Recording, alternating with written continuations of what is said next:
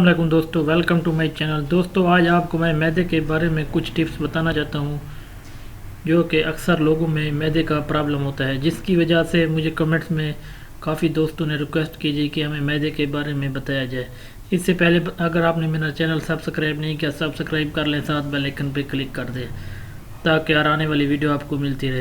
انسانی جسم میں میدا ایک ایسی چیز ہے جس میں غذا اسٹور کے ساتھ ساتھ غذا کو ٹوٹ پھوٹ کے عمل میں لاتی ہے، جیسا کہ غذا ذرات کی شکل میں اختیار کر کے جگر اور لب لبا کو پہنچ جاتی ہے۔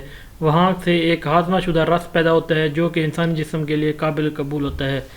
دوستو اس میں چند ایسی وجوہات ہیں جس کی وجہ سے میدا اوور ہیٹ کر جاتا ہے۔ اوور ہیٹ کس وجہ سے ہوتا ہے؟ کثرت سے تلی ہوئی چیزوں کا استعمال، کثرت سے چائے کا استعمال اور کثرت سے آئل والی چیزوں مثلا فرائی والی چیزیں جو استعمال کی جاتی ہیں، اس کی وجہ سے میدا اوور ہیٹ کر جاتے ہیں۔ میدے میں اوور ہیٹ سے جلن، ابھار جیسی میدے کے السر سے مراد میدے میں زخم ہونا ہے، کیونکہ میدے میں زخم اس صورت میں ہوتا ہے جب کہ کثرت سے لال مرچ کا استعمال، آئل والی چیزوں کا استعمال، کثرت سے چائے کا استعمال اور ٹریٹمنٹ کے ساتھ ساتھ میدے میں درد، گھٹن جیسی محسوس ہونے لگتی ہے، بلکہ بعض اوقات پورے پیٹ میں درد بھی ہو جاتا ہے۔